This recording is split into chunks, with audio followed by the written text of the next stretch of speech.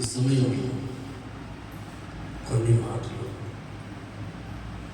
దేవుని సరిహద్దుగా దావీదు రాసిన సంకీర్తన 147:5. దావీదు రాసిన సంకీర్తన. మన ప్రభువు గొప్పవాడు. చాలు. ప్రభు గొప్పవాడు, ఆయన అధిక శక్తి గలవాడు, ఆయన జ్ఞానమునకు మితి లేదు. చాలు. 147 కీర్తన 5వ వచనం. అందరూ జాగ్రత్తగా పరిశీలించండి. అందరూ జాగ్రత్తగా పరిశీలించండి. మన ప్రభువు గొప్పవాడు, ఆయన అధిక శక్తి గలవాడు, ఆయన జ్ఞానం మితి అంతు లేదు. ఈ రోజున ఆ గొప్ప దేవుడు మన మధ్య గొప్ప కార్యములు చేయుగాక. హల్లెలూయా, హల్లెలూయా, హల్లెలూయా. ఈ రోజున ప్రభు గొప్పవాడు, ఆయన శక్తి అధికము. ఎందుకు దేవుడు గొప్పవాడు? మనం అనుకుంటున్నాం మనమే గొప్పవాళ్ళం, మనకన్నా గొప్పవాళ్ళు ఎవరు లేరు. కానీ దేవుడు అంటాడు, కీర్తనకారుడు అంటాడు, మనం ఆరాధిస్తున్న గొప్పవాడు. హల్లెలూయా, హల్లెలూయా, హల్లెలూయా. మన ప్రభువు గొప్పవాడు. యెహోవా దేవుడు దీనులను లేవనెత్తే దేవుడు. ఈ రోజున అయ్యా నేను దీనులను. ఎందుకు ప్రభు గొప్పవాడు? అందరూ గొప్ప గొప్ప వారినే పట్టించుకుంటున్నారు. గొప్ప గొప్ప వారు చిన్నవారితో కలవరు. ధనం ఉన్న వాళ్ళు ధనం ఉన్న వారితోనే కలుస్తారు, డబ్బు లేని వాళ్ళతో కలవరు. ఒకవేళ ఉన్నవాడు లేని వాడితో సహవాసం చేశారనుకో, వాడికి పెట్టే పేరు ఏమిటి అంటే ఇది గొప్ప మనసు, గొప్పవాడు. వీడు కల్మషం లేని వాడు, అందరితో కలిసిపోతాడు. ఈ రోజున సర్వోన్నతమైన దేవుడు ఆ గొప్ప ప్రభులమైన ప్రభుల వారు ఏమంటున్నాడంటే దీనులను లేవనెత్తడానికి వస్తూ ఉన్నాడు. ఇదేంటయ్యా గొప్పతనం? ఆయనలో ఉన్న గొప్పతనం ఏమిటి అంటే దీనులను లేవనెత్తడానికి వస్తూ ఉన్నాడు. ఆ దీనుల దరిద్రతను చూడడానికి వస్తూ ఉన్నాడు. దీన దరిద్రతలను లేవనెత్తడానికి వస్తూ ఉన్నాడు. వీరు దీనులుగా ఉన్నారు, దరిద్రతలో ఉన్నారు. ఎలాగో వీరు పైకి లేవనెత్తాలి. వీరు దీన స్థితిలో నుంచి పైకి లేవనెత్తాలి. వీరు బలహీనులై పడిపోయారు, వీరు అంధత్వంలో పడిపోయారు. వీరిని ఎలాగో పైకి లేవనెత్తాలి అని ఆ గొప్ప దేవుడు తన గొప్ప స్థానముల నుంచి దీనులను లేవనెత్తడానికి ప్రభు ఉన్నాడు.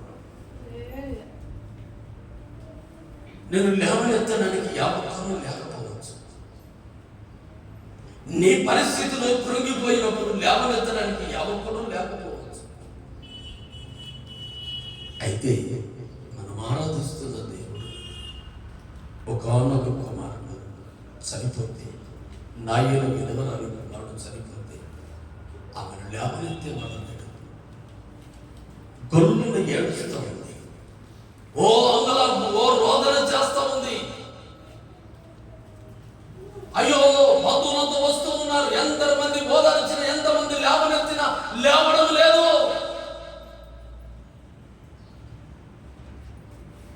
ఈరోజు అటువంటి పరిస్థితి నీకుందా? ఎవరు ఓదార్పు చెప్పిన మాటలు నేను ఓదార్చలేకపోతున్నాయా? నీ బాధలో ఎన్ని ఉన్నా, ఎంతమంది ఏ విధానంగా మాట్లాడి ఎన్ని మాటలు చెప్పినా కూడా నిన్ను ఓదార్చలేని స్థితిలో నీవు బ్రతుకుతూ ఉన్నావా? లేవలేని స్థితిలో నీవు ఉన్నావా? ఎప్పుడు కన్నీల చేత పడిపోయి ఉన్నావా? ప్రభు ఈ రోజున గొప్ప దేవుడు ఏమంటున్నాడంటే, నీ దీన స్థితి నుంచి నీ కన్నీళ్ళలో నా ప్రభు చేయి పట్టి లేవనెత్తును గాక. ఆమేన్. హల్లెలూయా. హల్లెలూయా. నీ దీన స్థితిలో నుంచి నిన్ను లేవనెత్తాలని ప్రభు కోరుకుంటున్నాడు. ఆయన ఎవరు గొప్ప దేవుడు? ఏం చేస్తూ ఉన్నాడంటే, దీనులను లేవనెత్తుతూ ఉన్నాడు. ఒక రోజున అందరికీ తెలిసిన మాటలు, బహుకాలం నుంచి పడి ఉన్నవాడు, 38 కోనేటి దగ్గర పడి ఉన్నవాడు, బెతెస్దా కోనేటి దగ్గర ఉన్నవాడు. అందరూ చూస్తూ ఉన్నారు, అందరూ ఉన్నారు. లేవనెత్తే వాళ్ళు ఎవరైనా ఉన్నాడా? లేదు. అందరూ పలకరించలేదా? మాట్లాడేవాళ్ళు లేరా? ఎవడు లేవనెత్తాడు? ఎవడు లేవనెత్తాడు? ఈరోజు నీతో అందరూ మాట్లాడేవాళ్ళే, అందరూ సుపరిచితంగా నీకు నెమ్మది కలగజేసేవాళ్ళే, మాట సహాయం ఉంది, కానీ లేవనెత్తేవాడు లేడు.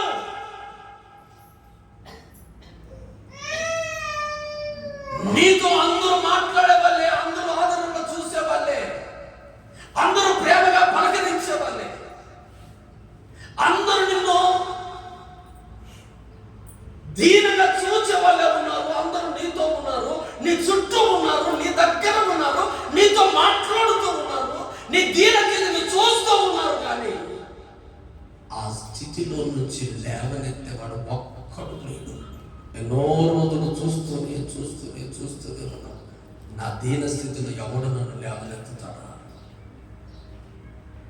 నా దీన స్థితిలో ఎవడు నన్ను లేవనెత్తుతాడా? నా బాధను ఎవడు లేవనెత్తుతాడని చూచి 38 సంవత్సరాలు వాడి ఆశలన్నీ వదులుకొని ఇంకెవ్వడు నన్ను ఎవడు తీసుకొని లేవనెత్తి ఆ కోనేటిలోనికి దింపేవాడు లేడు. ఎంతమందిని అడిగాడో తెలియదండి, ఎంతమందిని అడిగాడో, ఎంత కన్నీళ్ళు గార్చాడో తెలియదు. అయితే ఈ రోజు నా ప్రభు అంటున్నాడు, ఎన్నో రోజులుగా పడి ఉన్నాం కదా, ఎన్నో రోజులు అదే బాధలో ఉన్నాం, అదే బాధలో అందరూ బాగుపడుతున్నారు. నానెందుకు ఇలాగ బాధపడదు? అందరూ, అన్ని కుటుంబాలు బాగున్నాయి, అందరూ బాగున్నారు, మరి నా బ్రతికెందుకు ఇలాగ తగలబడింది? అందరూ నెమ్మదిగా ఉన్నారు, మరి నేను ఇలాగా చూస్తున్నాను. అన్ని కుటుంబాలు బాగున్నాయి, అందరినీ చూస్తున్నాను, అందరూ నెమ్మదిగా ఉన్నారు, అందరూ ఆనందంగా ఉన్నారు. కానీ నా జీవితం ఏంటయ్యా ఇలాగ మారింది? ఎన్ని రోజుల నుంచి నేను మట్టుకు నేను చూస్తూనే ఉన్నాను, కానీ స్వస్థత పడే స్థలములకు దగ్గరలోనే ఉన్నాను, ఇదిగో బాగుపడే స్థలములకు దగ్గరలోనే ఉన్నాను. కానీ నన్ను లేవనెత్తేవాడు ఒక్కడు కూడా లేడయ్యా. నన్ను చేయి పట్టుకునేవాడు ఒక్కడు లేడయ్యా. నా కన్నీళ్లు తుడిచేవాడు ఒక్కడు లేదయ్యా. అందరూ నాతోనే మాట్లాడుతూ ఉన్నారు, అందరూ నా చుట్టూనే ఉన్నారు, అందరూ నాకు దగ్గరనే ఉన్నారు. కానీ నా పాదము నన్ను లేవనెత్తేవాడు లేడయ్యా అంటున్నాడు. ఈరోజు నీ పరిస్థితులు నేను లేవనెత్తేవాడు లేడు. అందరూ నీ చుట్టూ ఉన్నారు, నిన్ను మాత్రం పట్టించుకునేవాడు ఒక్కడు లేడు అని ఈవేళ దేవుని ఆలయంలో కూర్చున్నవా? దేవుని సన్నిధానంలో కూర్చున్నవా? ఈరోజు నీ గుండెల్లో ఉన్న వ్యాధనంతా ప్రభుకు చెప్పాలని వచ్చావు. ఈ రోజున నీ బాధంతా దేవుడితో చెప్పి ఒక రోజున దేవుని సన్నిధిలోకి వచ్చిన ఒక సహోదరి అంటున్న మాట, ప్రభువా అయ్యా ఇక నేను బ్రతకను, ఇక నేను బ్రతకను. కారణం ఏంటమ్మా? నేను ఈ బాధలు పడలేను, ఈ శ్రమను చూడలేను, ఈ నింద నేను తట్టుకోలేను. ఇదిగో ఎక్కడికైనా వెళదామా, పుట్టింటి వారు శక్తివంతులు కాదు, కానీ ఇక్కడే జీవితమా, అక్కడ నెమ్మది లేదు. ఈ బ్రతుకు బ్రతకాలన్న ఆశలు నాకు లేవయ్యా. ఎన్నో మార్లు సాగులనుకున్నాను, కానీ దేవుని నన్ను కాపాడుతూ ఉన్నాడు. హల్లెలూయా. ఎన్నో మార్లు చావాలని కోరుకున్నాను, చావడానికి ప్రయత్నం చేశాను. ఎన్నో మార్లు ఉరిపోసుకోవాలని తాడు మిగించుకున్నాను, కానీ ఎలా వస్తున్నారో తెలియదయ్యా. ఒక మారు నా పిల్లలు జ్ఞాపకం వచ్చి దిగాను, మరొక మారు నా భర్త ఏమవుతాడో దిగాను, మరొక మారు ఇదిగో తీర్మానం చేసుకుని కఠిన మనసు చేసుకుని చనిపోతున్న సమయంలో తలుపు వాళ్ళు ఉన్నారయ్యా. ఇంకెలాగ నేను జీవించాలి? అలా బ్రతకలేను, అలా చావలేను. ప్రభు అంటున్నాడు, నిన్ను లేవనెత్తేవాడని నేనే. సపోర్ట్ పడుతున్నాను. ఎలా లేవనెత్తుతూ ఉన్నాడు తెలుసా? నీకు కలిగే ప్రమాదంలో నుంచి ఆ ప్రభు విడుదల చేసి లేవనెత్తుతూ ఉన్నాడు. నీ ఆలోచనలు మారిపోయాయి. చావడానికి సిద్ధపడి ప్రయత్నంలోనే ఉన్న ఆ ఆలోచనలో నుంచి తప్పించి, ఆలోచనే మంచిది కాదని సరిచేసి నిన్ను చేయి పట్టి లేవనెత్తుతున్న దేవుడు గొప్ప దేవుడు. చెప్పబడుతున్నాడు, ఆయన గొప్ప దేవుడండి. ఎందుకు నిన్ను చావనివ్వడు? నీ బాధలో నిన్ను కృంగిపోనివ్వడు. నీ కన్నులలో నీ కష్టాలను చంపే దేవుడు కాదు. ఆయన పేరు మన ప్రభు గొప్ప దేవుడు. ఆయన ధైర్యం ఇచ్చే దేవుడు, ఆయన ఆదరించే దేవుడు, ఆయన నెమ్మదిని కలగజేసే దేవుడు, ఆయన ఓదారించే దేవుడు. ఎన్నో పేర్లు ఆయన. అలా 38 సంవత్సరం నుంచి వ్యాధి కలిగినవాడు, అయ్యో నన్ను చేయి పట్టేవాడు లేడు. యేసు వచ్చాడు. స్వస్థపడి కోరుతున్నావా అంటే వాడు అంటాడు, లేదు. ఏంటి ఆశీర్వదనుకున్నానయ్యా? ఏంటయ్యా? ఎవరయ్యా నన్ను తీసుకెళ్ళి? ఎన్నో రోజులు ప్రయత్నం చేశాను, ఫలితం లేదు. నన్ను చేసి పట్టేవాడు. ఎన్నోసార్లు వెళ్ళాలని చూశాను, ఫలితం లేదయ్యా. కారణం ఏంటి? ఎవడు నాకు తోడు లేడు. పడేవాడు ఎవడు తోడు లేడు. నా మీద కనికర పడేవాడు లేడు, నా మీద తోడు పడేవాడు లేడు. ఈ గుండె పగిలిపోయిందయ్యా. ఆశలు చూచి ఏమంటున్నాడు? ఈ గుండె పగిలిపోయింది. ఎవరు? అందరూ ఉన్నారు, అందరూ చూస్తూ ఉన్నారు, అందరూ ఉన్నారు, కానీ అందరినీ ఆలోచన చేసి అందరూ నన్ను విడిచేసరికి నా గుండె చెదిరిపోయి ఆశలు వదులుకొని 38 సంవత్సరాలు ఇదే స్థానంలో ఉన్నా, కదలేదు.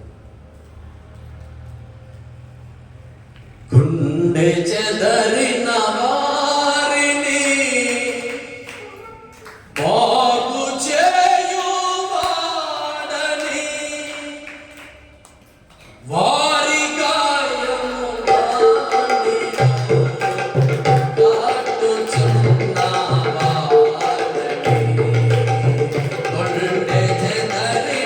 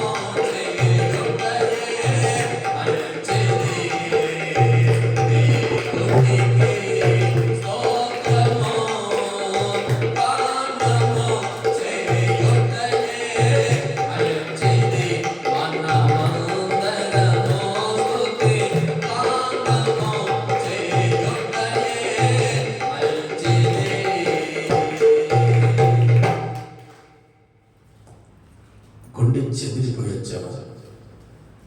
అందరూ ఉన్న ఎవ్వరూ లేనట్లు బ్రతుకుతున్నావా? గుండె చెదిరిపోయినవాడు, హృదయం చెదిరిపోయిన వాడు చేసే పని ఏమిటి అంటే ఈ లోకం నాకు వద్దు. అదే ఏమంటాడు? ఈ లోకం నాకొద్దు, ఈ ప్రజలు నాకొద్దు, ఈ బంధువులు నాకొద్దు, ఎవరు నాకొద్దు. గుండె చెదిరిపోయింది. అందరినీ చూసి చూసి విసిగిపోయాడు. 38 సంవత్సరాల ప్రయత్నం విఫలమైంది.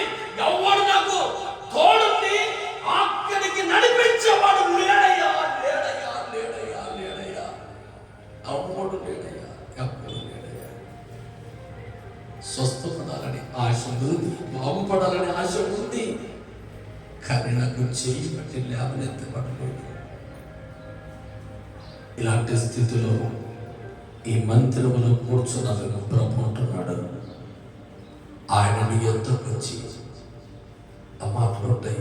యోహాను సువార్త 5లో 6, 7 వచనములు ఉంటాయి. స్వస్థపడ కోరుచున్నామంటే వాడు అంటాడు, కానీ ఎవడు సాయం చేసేవాడు లేదు. ప్రభు అంటున్నాడు, ఈ రోజున నీ ఎద్దుకు వచ్చిన దేవుడు ఎలాంటి వాడు అనుకున్నావు? ఎలాంటి వాడు అనుకున్నావు? ఇదిగో స్వస్థపడ కోరుచున్న వాడిని చేపట్టి లేవనెత్తి నీకు స్వస్థత కలుగునుగా కానీ ప్రభు చెప్పి ఉన్నాడు. హల్లెలూయా, హల్లెలూయా, హల్లెలూయా. ఎవరు నిన్ను లేవనెత్తేవారు లేకపోవచ్చు. నీ స్థితి బహుకాలం నుంచి ఈ స్థితిలో ఉన్నావు, నేను ఎరిగి ఉన్నాను. నీవు బహుకాలం నుంచి బాధపడుతున్నావు, నేను ఎరిగి ఉన్నాను. నాలో ఉన్న గొప్పతనం ఏమిటో తెలుసా? ఆయనలో ఉన్న గొప్పతనం ఏమిటో తెలుసా? సర్వశక్తి కలిగిన యేసయ్యలో ఉన్న గొప్పతనం ఏమిటో తెలుసా? బహుకాలం నుంచి నీ శ్రమ, నీ బాధ, నీ వ్యాధి ఆయనకు తెలుసు. తెలిసిన దేవుడు ఆయనలో ఉన్న గొప్పతనం ఏమిటంటే బహుకాలం నుండి నీ స్థితిలో ఉన్నాన్ని ఎరిగి ఉన్నాను. ఎలా తెలుసయ్యా? ఎన్ని సంవత్సరాలు ఇలా నీకు ఎందుకు ఎవరు చెప్పారే? ఎవరు చెప్పవలసిన అవసరం లేదు. నాకు తెలుసు, నాకు తెలుసు. నీకెవరు సాయం లేదని తెలుసు. ఈ రోజున ఎవరి సహాయం లేకుండా ఇక్కడ ఉన్నామేమో, ఏ ఒక్కరి ఆధారం లేకుండా ఇక్కడ ఉన్నామేమో. ఈరోజు ఆరాధిస్తున్న దేవుడు, ఆ గొప్ప దేవుడు నీకు అండగా నిలబడను గాక. నీ యొద్దకు వచ్చి నీ కుటుంబంలో ధైర్యపరచును గాక. ఆదరణ దయచేసి నీ కుటుంబం పడిపోయిన నీ కుటుంబాన్ని, నీ జీవితాన్ని, హృదయాన్ని తిరిగి లేవనెత్తి కట్టబోతున్నాడు. ఈరోజు నీ హృదయం వచ్చి ఆశలని వదులుకొని నీ జీవితం అంతా అడుగారిపోయింది. ఈ రోజున గొప్ప దేవుడు అంటున్నాడు, బహుకాలం స్థితి ఎరిగి ఉన్నాడు. స్వస్థత నీ కుటుంబానికి కలగజేయదు కాక. ఇర్మియా 32:27. ఇర్మియా 32:27. ఇర్మియా 32:27. ఇర్మియాకు దేవుని వాక్కు ప్రత్యక్షమై మాట్లాడుతున్న మాట ఏంటంటే, నేను సర్వ శరీరులకు దేవుడును.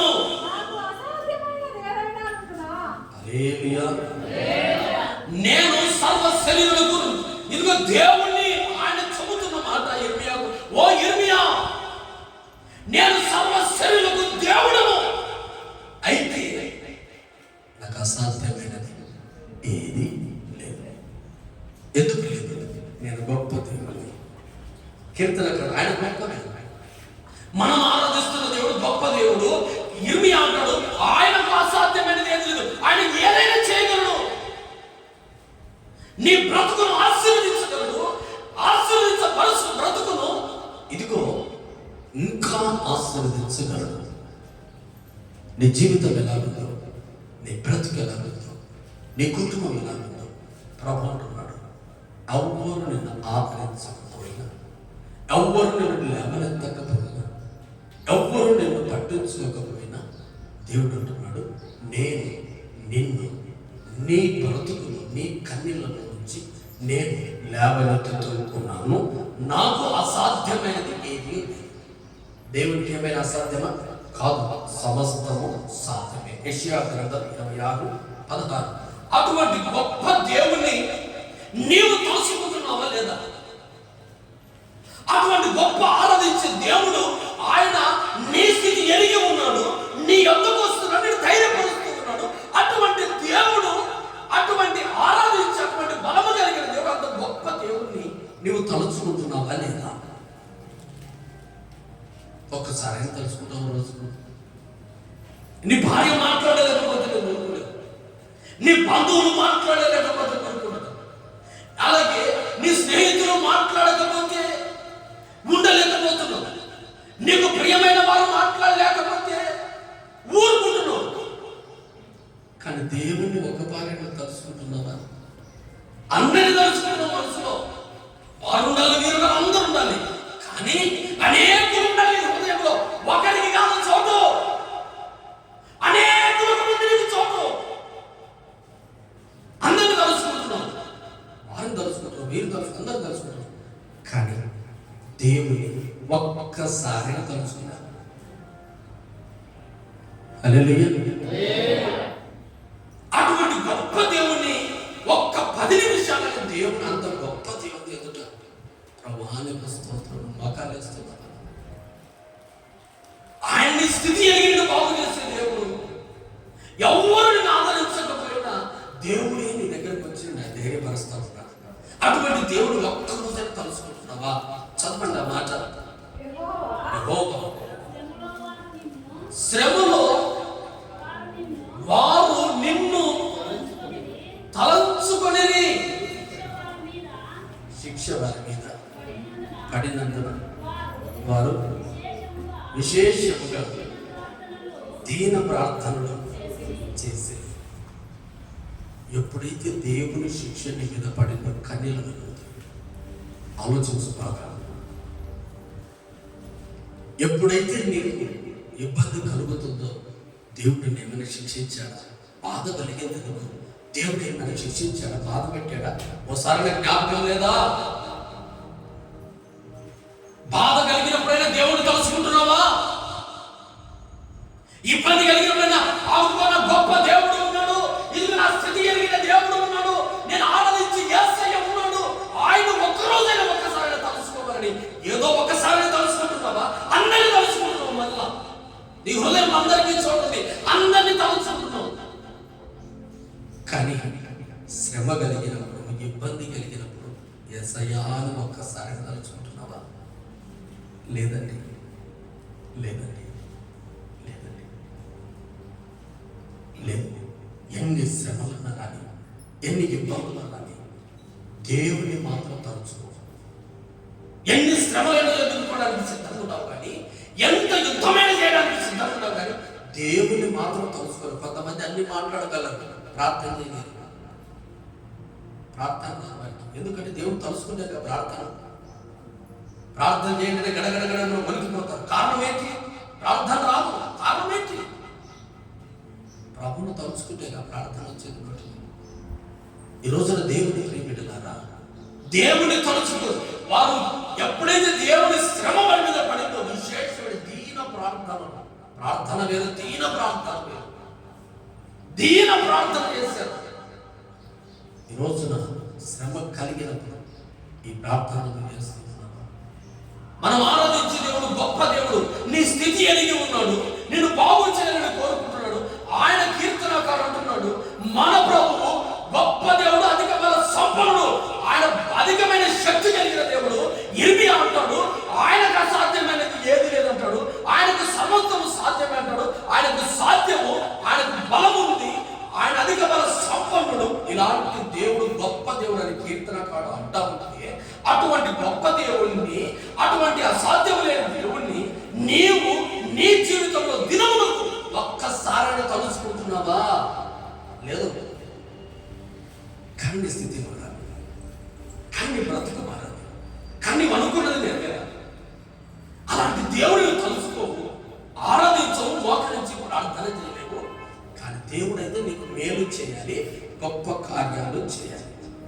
ఈరోజు ప్రభు అంటున్నాడు, అటువంటి శ్రమను దేవుని తలుచుకుందాము గాక. హల్లెలూయా. అటువంటి గొప్ప దేవుని శ్రమలో మనమందరం తలుచుకుందాము గాక. మనందరికీ తెలిసిన మాటలు నేను ఈరోజు ఆయనతో మాట చెప్పించాలనుకున్నాను, కానీ ఇక్కడికి రాలేదు. వెళ్ళాను శివయ్య దగ్గరికి ప్రారంభంలో. ఆయన నాతో కన్నీళ్ళు విడిచి చెప్పినమాట, అయ్యా వైద్యులందరూ ఉన్నారు చెప్పారు, ఆ కాలు ఇన్ఫెక్షన్ అయిపోయింది, ఆపరేషన్ చేయాలి. ఎక్స్రే తీస్తామంటే ఈ భాగం అంతా ఎలా ఉందో తెలుసు, నల్లటి బాగా కనపడతాం. వైద్యులు నల్లటి బాగా కనపడతాం. ఎక్స్రే స్కాన్ అవయవాలు సరి కనిపించి నల్లగా కనపడతామంటే వాళ్ళు అన్నారు, ఏంటి నీ పరిస్థితి, ఏంటి నీ బ్రతకగలవా?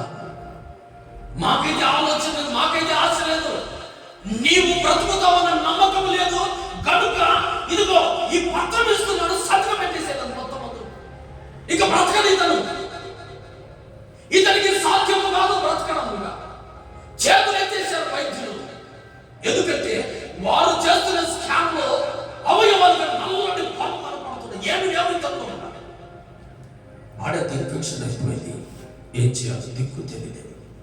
ఆ సమయంలో నేను వెళ్తే ఆయన నా చెవులు ఎవరు లేరు, నేను ఒక్కడిని వెళ్ళాను. అందు లేరు మనసు దగ్గర, ఆడ బెడ్ దగ్గర వెళితే ఆయన మాట, అయ్యా ఏంటి శివాజీ ఏమన్నా అంటే నేను బ్రతకను.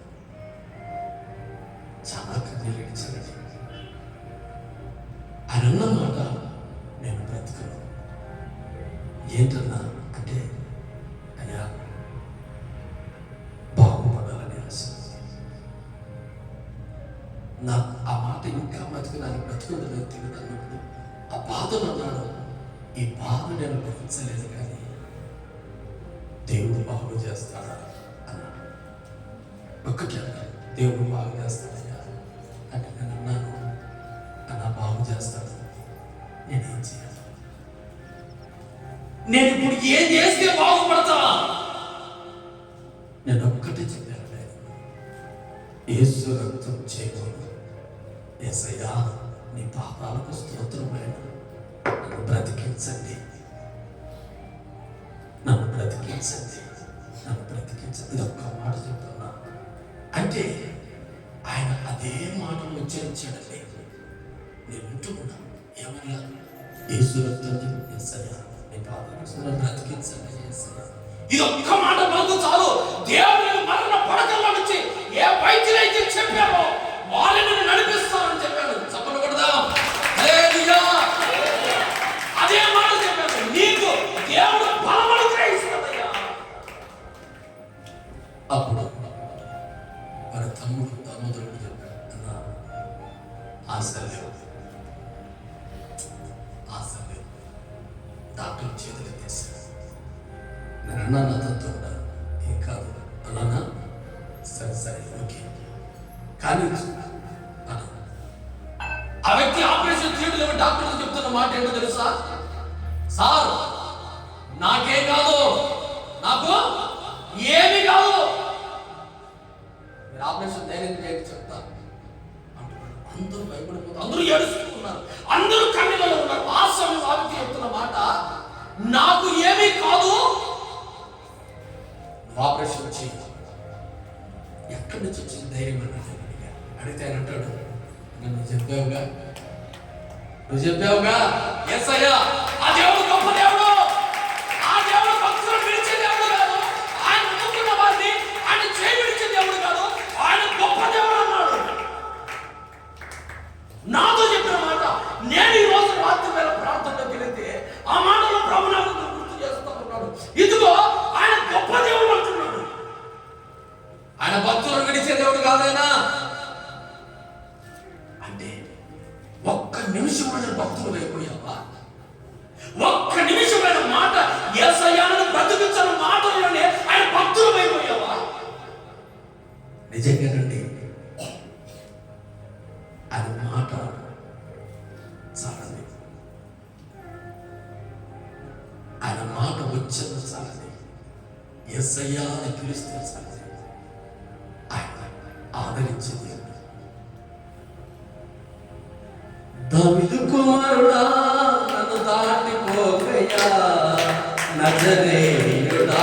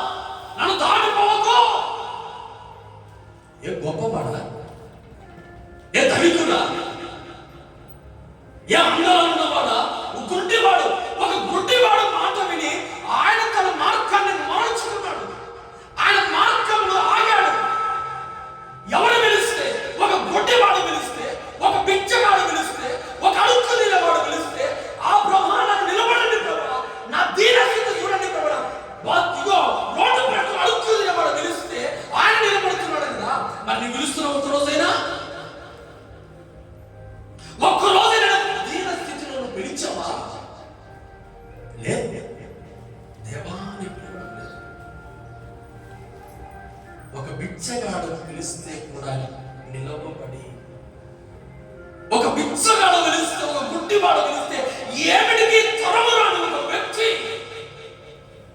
తన మార్గాన్ని తను చూడలేని వ్యక్తి, ఒక్క వ్యక్తి ప్రభువాని పిలిస్తే ప్రభు పిలుపుతున్నాడు. ఎవరు ఆయన?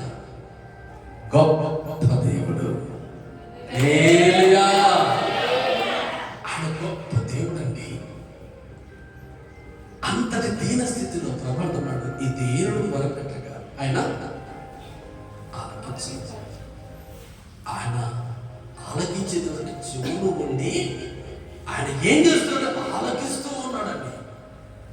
అంతటి రోడ్డు పక్కన ఉన్న వ్యక్తి, బిచ్చమెత్తుకున్న వ్యక్తే పిలిస్తే ఆగుతున్నంత గొప్ప వ్యక్తి ఈరోజు నువ్వు ప్రార్థన చేస్తే నేను ఆశీర్వదించడా? నీవు మొరపెడితే వినడా? నీవు నిజముగా ఆరాధించడానికి ఆయన నిలబడుతున్న ప్రత్యక్షం అవుతాడు కదా. కానీ అటువంటి గొప్ప దేవుని ఆరాధించుతున్న సమయంలో ఒక్కరోజైనా తలుచుకుంటున్నాడు. శ్రమలో వాళ్ళని తలుచుకుంటున్నాడు. గుడ్డివాడ శ్రమలో తలుచుకుంటున్నాడు దేవుని. కానీ శ్రమ కలిగితే దేవుడు ఒక్కరోజైనా ప్రార్థన చేస్తున్న మోకాలు నిలబడి కొంచెం నెమ్మది కలిగితే చాలు, దేవుడు మర్చిపోయి నిద్రపోతున్నాం. కొంచెం ఆనందం కలిగితే చాలు, కొంచెం నిమ్మలంగా నిద్రపోతున్నాం, ఉదయం వరకు లేవలేము. కొంచెం నెమ్మది కలిగితే చాలు, దేవుడే మర్చిపోయి. కొంచెం ఆశీర్వదిస్తే చాలు, దేవుడినే మర్చిపోతున్నాం. ప్రభు అంటున్నాడు, ఇది కీర్తన 106 కీర్తనలో, కీర్తన 106 చూద్దాం. 106 43 నుంచి చదువుతాం. చదువు. అనేక పర్యాయాలు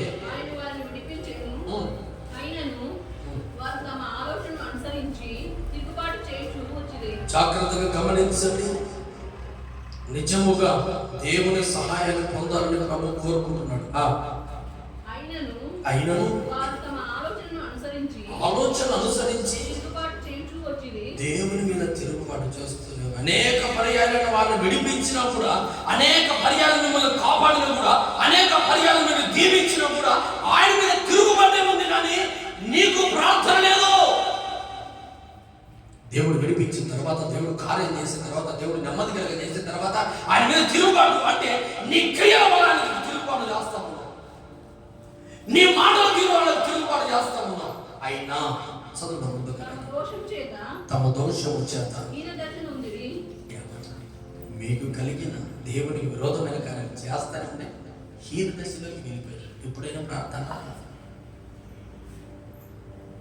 ఇప్పుడైనా ప్రార్థన. ఎంత హీన దశలోకి వచ్చినా, ఎంత బాధల్లోకి వచ్చినా, ఎంత బాధల్లోకి వచ్చినా హీన దశ. అంటే తినడానికి తిండి సైతం అన్నీ ఉన్నాయి, అంత ఆశీర్వాదంగా ప్రజలు అనుకున్నాడు. ఏమిటి ఆశీర్వాదంగా ఉన్నాడు అని అనుకుంటున్నారు, కానీ నీ జీవితం, నీ బ్రతుకు హీన దశలో ఉంది. అయినా కూడా మార్పు రాదా? అయినా దేవుడు తలుచుకోవా? అయినా దేవుడిని పట్టించుకో, అయినా దేవుడికి ప్రార్థన చేయవా? ఇంత హీన దశ కలిగినా కూడా ఆ గొప్ప దేవుని జ్ఞాపకం చేసుకోవడానికి మర్చిపోయింది. ఆ గొప్ప దేవుని అంత ఆరాధించిన దేవుని కనీసం నువ్వు ఆరాధన చేత ప్రార్థన చేస్తూ ఉండగానే ప్రభు నిలబడే దేవుడు కనుక అటువంటి గొప్ప దేవుని కూడా నీవు దినములకు ఒక్కసారి కూడా తను ఎంత హీనదశ కానీ, ఎంత దరిద్రత కానీ, ఎంత బాధ కానీ, ఎంత కఠినమైన పేదరికం కానీ ప్రభువును మాత్రం తలుసుకోవాలి. ఎవరి దగ్గర ఉన్నాం? సాతాను చేయాలి. చంద్ర కూడా నీ జీవితంలో ప్రభు దేవుడు విడతారు. ఇప్పుడైనా హీనదశలో కూర్చోవాలి. నేను 2 చేతులు జోడి చెప్తున్నాను, ప్రభువు తెలుసుకో. ప్రభువు తెలుసు. ఇంత హీనదశలోకి వచ్చినప్పుడు ప్రభు మీద తిరుగుబాటు చేయవద్దు. ఒక వ్యక్తి హీనదశ కలుగుతా ఉందని గల కారణమైన దోషం నీవు చేశావు, నీ కుటుంబకులు చేశారు, ఎవరు చేశారు, పాపం తెలుగు మానుకో. ఇంత హీనదశకు వచ్చినప్పుడు ఇంకా మనసు పోకుండా దేవుని వైపు తిరుగుబాటు చేసి ఇంకా హీనంగా మారుతుంది. నేను 2 చేతులు జోడించి చెప్తున్న మాట ఏమిటంటే, మీరు హీన దశలో ఉండకుండా నా ప్రభు లేవనెత్తును కాక. హల్లెలూయా. 44 చూద్దాం. వారి రోదనము తనకు వినపడగా వారికి కలిగిన శ్రమను ఆయన చూచెను. హల్లెలూయా. ఎంత గొప్ప దేవుడు, ఎంత గొప్ప దేవుడు అండి. వారంతా హీన దశలో దేవుడి మీద తిరుగుబడుతూ ఉన్నారు, దేవుడి మీద వ్యతిరేకంగా చేస్తున్నారు, దేవుడికే వ్యతిరేకంగా మాట్లాడుతూ ఉన్నాముగా. అంత హీన దశలో మీరు మారి ఏ బలహీనతలో వెళ్ళిపోయారు? నిజంగా యోగులు అనుకున్నాం, యోగులు తిరుగుబాటు తెలియదు. అంత ఇబ్బంది, శ్రమలో ఉండి అన్ని ఇబ్బందులలో ఉన్నా ప్రభా అంటే ఆయన వైపు చూశాడు. దేవా అంటే దేవుడు ఈరోజు నీ వైపు చూడడా? ఎంత హీనదశగా మారినావు నీ జీవితాన్ని. నీవు దేవుడికి విరోధంగా చేయొచ్చు, కానీ నీ రోదన దేవుడికి వినపడుతుంది. నీ బాధ హీనదశలో నీవు దేవుడిని తలుచుకున్నావు అంటే ఆ రోదనలో, ఆ బాధలో దేవుడికి ఆ బాధ వినపడతానే దేవుడు ఆకాశం ఉన్నదని దేవుడు నీ వైపు చూస్తా ఉంటాడు. చూచిన దేవుడు ఏం చేస్తాడు? వారిని తలంచుకొని ఆయన తన నిబంధన జ్ఞాపకం చేస్తాడు. తన కృపాబాహుల్యమును బట్టి వారిని కరుణించెను. కృపాబాహుల్యమే నాయడ కృపాబాహుల్యమే.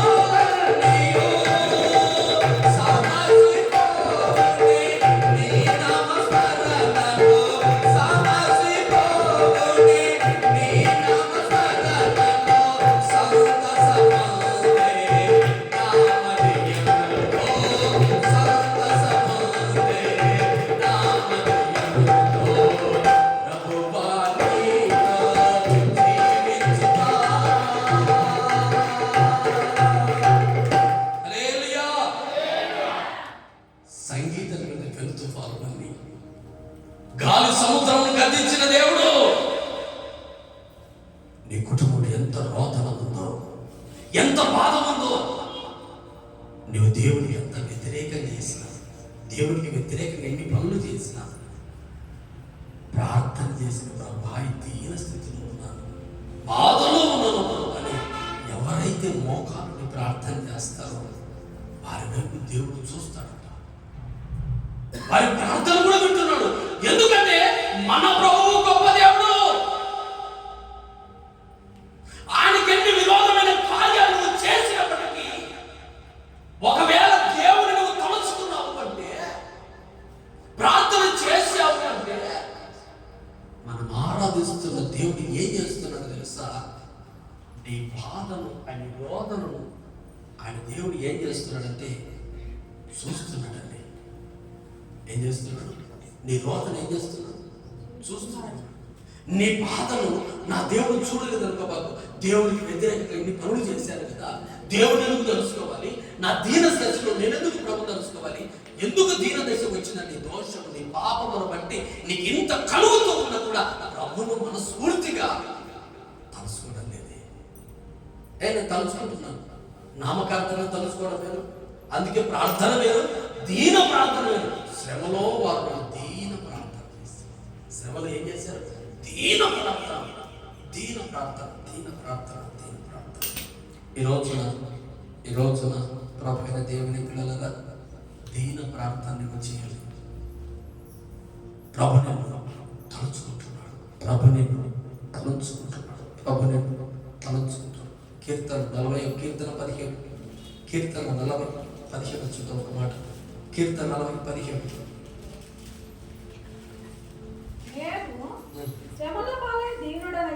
దీనుడనైతిని ప్రభువు నన్ను తలంచుకొనుచున్నాడు. ఏమంట? ప్రభువు గొప్ప దేవుడు. ప్రభువు నిన్ను తలుచుకుంటున్నాడు. దేవుడు ఒక్కసారి తలుచుకుంటానే, దేవుడు నిన్ను ఒక్కసారి దేవుడు తలుచుకుంటానే, శ్రమల పాలైన ప్రభా, ఇబ్బంది పాలైన ప్రభా అని రోదన చేస్తేనే ఆ రోదన దేవుడు చూడబడింది. దేవుడు ఏమైనా నీ ప్రక్కలోనే ఉన్నాడా? నీ ప్రక్కలో ఉన్న నీ బంధువులే, నీ ప్రక్కలో ఉన్న నీ వారిని రోదన, నీ ఏడుపు పట్టించుకోలేకపోతున్నాడు. కానీ దేవుని పిల్లలు ఏడుస్తే రోదన, ఏడుపు, కన్యలు ఇవన్నీ ఒకటి పర్యాయం పదాలు. రోదన అంటే గుండెల విషయాల కొట్టుకున్న ప్రభావం ఏడవడం. అంత రోదన చేస్తే నీ ప్రార్థనే కాదండి, నీ రోదన కూడా దేవుడికి వినబడుతుందట. నా బిడ్డకి ఎంత రోధిస్తున్నాడు, నా బిడ్డకి ఎంత ఏడుస్తున్నాడు, నా బిడ్డకి ఎంత బాధపడుతున్నాడు అని నీ ప్రార్థనే కాదు, నీవిచ్చే కానుకే కాదు, నీవిచ్చే అర్పణ కాదు, నీవిచ్చే పరిచర్య, నువ్వు చేసే పరిచర్యనే కాదు దేవుడు చూసేది. ఇదిగో నీవు పడుతున్న రోదన దేవుడు చూస్తున్నాడు. చూసిన దేవుడు ఏమంటున్నాడంటే ఆయన తలుచుకుంటాడు. ఏమని తలుచుకుంటాడు? అయ్యో నా బిడ్డ ఎంత బాధపడతా ఉంది, నా బిడ్డ ఎంత రోధిస్తా ఉంది, నా బిడ్డ ఎంత కన్నీళ్లు కారుస్తా ఉంది, నా బిడ్డకు నేను ఓదార్పునివ్వాలి, నా పిల్లలకు నేను ఓదార్పునివ్వాలి. ఆ బిడ్డ నా బిడ్డ ఏడుస్తూ ఉన్నాడు, ఎంత కన్నీళ్లు కారుస్తూ ఉన్నాడు. ఆ బిడ్డ దోషమును బట్టి, ఆ బిడ్డ చేసిన పాపమును బట్టి ఈయన దశలోనికి వెళ్ళాడు. ఈయన దశలో నన్ను దీన ప్రార్థన చేస్తా ఉన్నాడు, ఎక్కువ ఏడుస్తూ ఉన్నాడు, ఎక్కువ రోధిస్తూ ఉన్నాడు. కనుక ఈ ఆకాశ మహాకాశాన్ని వదిలి నా బిడ్డని ఆదరించాలి. హల్లెలూయా. ఎందుకు ఈ మాట అనుకుంటున్నాడు తెలుసా? నీవు ఎవరైనా తలుచుకుంటే వాళ్ళు నీకు బాధలు కలిగితే వాళ్ళు నిన్ను తలుచుకుంటారో లేదో తెలియదు. చాలా మంది అంటారు, ఎవరు నన్ను తలుచుకుంటున్నారు, ఎక్కిళ్ళు పడతారు. ఎవరు తలుచుకుంటారు? ఎవరు నిన్ను తలుచుకుంటే? దేవుడు ఒక్కసారి నిన్ను తలుచుకునేవాడు నీకు ఎక్కిళ్ళు తెప్పించవచ్చు, కానీ నన్ను ఆరాధించే దేవుడు నేను ఎక్కిళ్ళు తెప్పించే దేవుడు కాదు. నీ రోదన తొలగించేవాడు. హల్లెలూయా. నిన్ను తలుచుకునేవాడు నిన్ను బాధ పెట్టవచ్చు, నన్ను తలుచుకునేవారు బాధపడవచ్చు, మిమ్మల్ని తలుచుకునేవారు మిమ్మల్ని బాధ పెట్టవచ్చు. కానీ వాళ్ళు చూస్తారో లేదో తెలియదు నీ రోదన. అందరూ బాగున్నప్పుడే అందరూ పలకరిస్తారండి. కాస్తంత ఇబ్బంది, కాస్తంత కన్నీళ్ళు, కాస్తంత జీవితము, కాస్త సంసారము, కాస్తంత ఇబ్బంది పడినారు ఎవరు తలుచుకునే వాళ్ళు ఎవరున్నారు అనుకుంటున్నాం. కానీ ఆ రోదనలో దేవునికి నువ్వు తలుచుకున్నావు దేవుని అంటే అదేమంటే శ్రమలో వారిని తలుచుకుని, నేను వారిని దీనుడు తలుచుకునగా నేను వారిని తలుచుకుంటున్నాను. దేవుడే తలుచుకుంటున్నాడు. ఇప్పుడు దేవుడిని తలుచుకున్నావు అనుకో, దేవుడిని తలుచుకున్నాడు, దేవుడిని తలుచుకున్నాడు అనుకో, నీ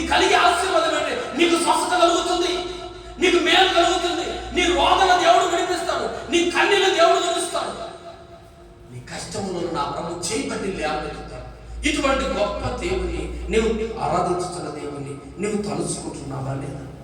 ప్రభావం యోనా గ్రంథం 2:1 అంటాడు, యోనా ఎక్కడ ప్రార్థన చేస్తున్నాడంటే మత్స్యము కడుపులో, సముద్ర గర్భమున ప్రార్థన చేస్తున్నాడు. సముద్ర గర్భములో ఇదిగో మత్స్యము కడుపులో ఉన్నాడు యోనా. అక్కడికి వెళ్ళి ప్రార్థన చేస్తా ఉన్నాడు. ఏమని ప్రార్థన చేస్తున్నాడు చూడండి, ఒక మాట చూడండి.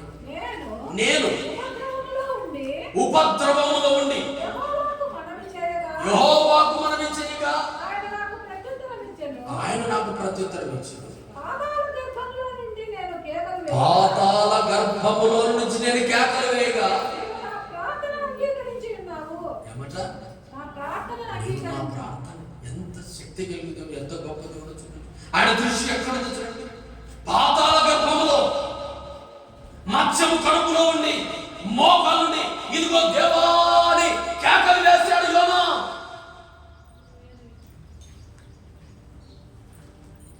ఎవరైనా ఉన్నారా చుట్టుపక్కల? ఎవరు లేరు. మనుషులు కనపడుతున్నారు, యోనాకు లేరు. ఎక్కడున్నాడు? పాతాళ గర్భంలో ఉన్నాడు. మనుషులు తిరగని సంచరించని ప్రాంతం. నీ చుట్టూ ఎంతో మంది ఉన్నారు, కానీ నీ బాధ పట్టించుకోదు. హల్లెలూయా. నీ చుట్టూ అందరూ ఉన్నారు, నీ బాధ చూస్తున్నారు, నీ రోదన చూస్తున్నారు, నీ వేదన చూస్తున్నారు. పట్టించుకునేవాడు ఎవడు లేడు. నాది ఎవరైనా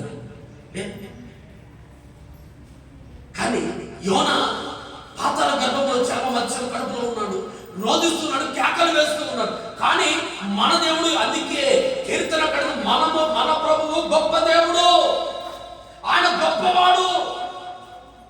ఎందుకంటే నీవు పాతాళ గర్భములో ప్రార్థన చేసినప్పుడు ఆయన వింటాడు. కానీ నీ చుట్టూ ఉన్నారు. హల్లెలూయా. మరి మాట్లాడు కొద్ది నిమిషం ముగింపులో ఉన్నాడు. నీ చుట్టూ అందరూ ఉన్నారు, నీ బాధను తెలుసుకునేవారు లేరు. నీ చుట్టూ అందరూ ఉన్నారు, నీ రోదను తెలుసుకునేవారు లేరు. నీ చుట్టూ ఉన్నారు, నీ బాధను చూసేవాడు లేడు, నీ రోదను కనిపెట్టేవాడు లేడు, నిన్ను చేయబడి లేవనెత్తేవాడు లేడు.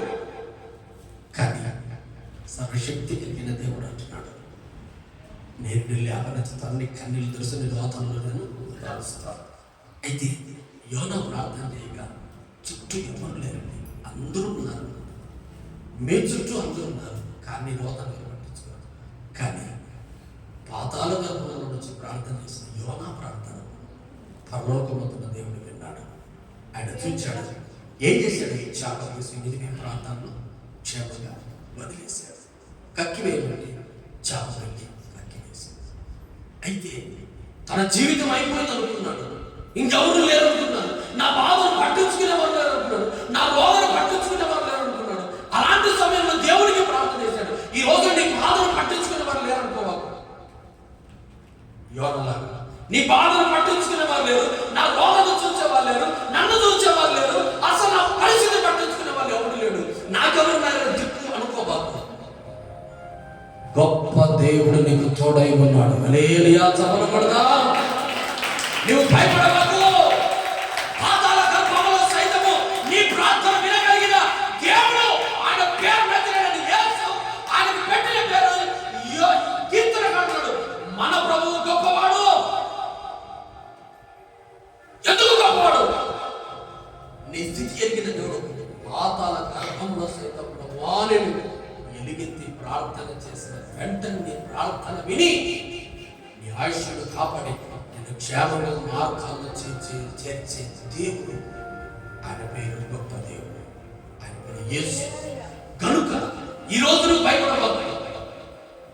అందరూ ఉన్నారయ్యా, నా చుట్టూ ఎవరు లేరు, నన్ను పట్టించుకునేవారు లేరు, నన్ను బాధను చూసేవారు లేరు, నీ ఏడుపును చూసేవారు లేరు, నా కన్నీరు చూసేవారు లేరు, నా రోదన ఎవరు పట్టించుకుంటారు, నా అసలు నా సమస్య ఎవరు పట్టించుకుంటారు? ఎవరు పట్టించుకునే దేవుడు, గొప్ప దేవుడు, సర్వశక్తి కలిగిన దేవుడు. ఆయన ఒకరు ఉన్నారు, ఆయన పేరు యేసు అని ఆ దేవుడికి ప్రార్థన చేస్తే దేవుడు ఆయన పరిస్థితి.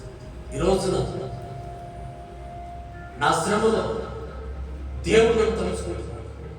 నేను దేవుడిని బంధువులు తలుచుకోవాల్సిన అవసరం లేదు, సేవకులు తలుచుకోవాల్సిన అవసరం లేదు, నీ బంధువర్గం, నీ భార్య, నీ భర్త, ఎవరు, నీ పిల్లలు, నీ భార్య ఎవరు కానీ తలుచుకోవాల్సిన అవసరం లేదు. నేను ఎవరు తలుచుకోలేకపోయినా పర్లేదు, నిన్ను తలంచుకునే దేవుడు ఒకరు ఉన్నారు.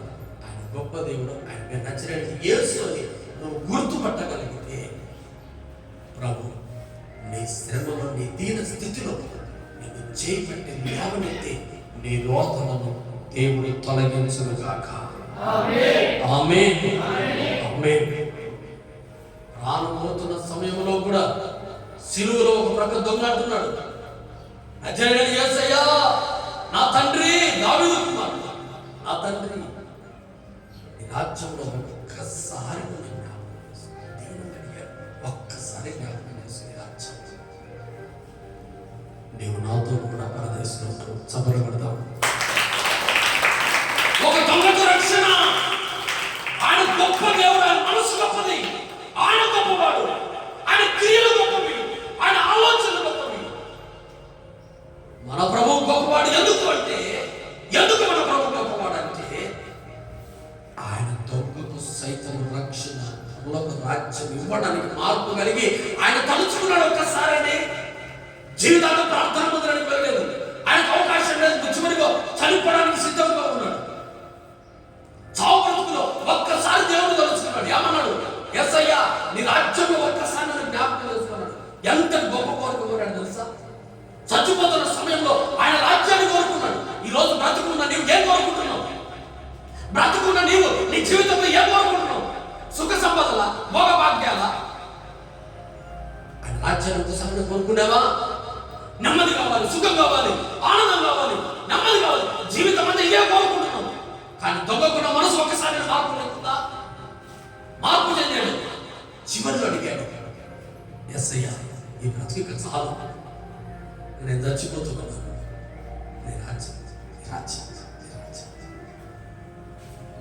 నీ ఇంట్లో స్థానం ఒక పూట అన్నం పెట్టడానికి బాధపడతాను. ఎవరికైనా కడుపు నిండా, చేతి నిండా అన్నం ఒకరికి కడుపు నింపాలంటే బాధపడతారు. కానీ ఆయన రాజ్యంలో స్థానం ఇచ్చిన అంతటి గొప్ప దేవుని ఆరాధిస్తున్నారు. మనకు ఎలా ఉండాలంటే గొప్ప మనసు ఉండాలి. హల్లెలూయా. ఆయన గొప్ప మనసున్న దేవుడు. ఆయన గొప్ప మనసున్న దేవుడు. అలాంటి దేవుని ఆరాధిస్తున్న మనకు నువ్వు ఏం కోరుకుంటున్నావు? రక్షణ కోరుకుంటున్నావా? దీన ప్రార్థన చేస్తున్నావా? దీనిని మొరపెట్టి అనుభవం లేకుండా ఏదీ లేదండి. ఆయన ఎంత గొప్ప దేవుడు అంటే ఆయన తలుచుకుని ఉంటే చాలు, ఆయన నిన్ను తలుచుకుంటుంది. నీవు ఎవరైనా తలుచుకుంటే వాళ్ళు తలుచుకుంటారో లేదో తెలియదు, కానీ దేవుడు నిన్ను ఖచ్చితంగా తలుచుకున్నాడంటే నీకు కలిగే ఆశీర్వాదాలు నేను లేవనెత్తుతాడు. ఇక నువ్వు చేరవలసిన గమ్యానికి నేను చేరుస్తాను. నీ శ్రమలో ఆయన ఓదారుస్తాడు.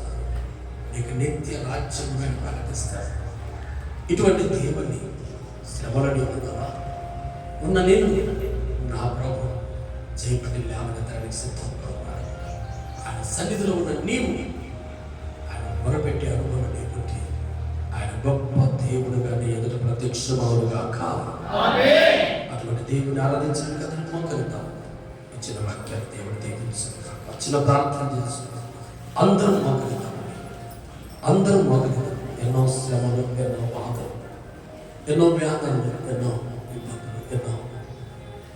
ఇబ్బందులు కలిగిన నీ జీవితంలో నా ప్రభు నీకు ఆశీర్వాదాలు కలగాలని చూస్తున్నా. అందరూ త్వరగా